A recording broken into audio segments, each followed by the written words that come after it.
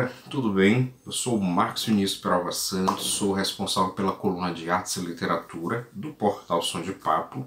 E para mim, a música do Carnaval 2021 é o Rodô, da Cláudia Leite, né? Rodô, rodô, rodô, não deu outra. Seu beijo tá aqui na minha boca, você só sagra minha boca. Rodô, rodô, rodô, não deu outra. É isso.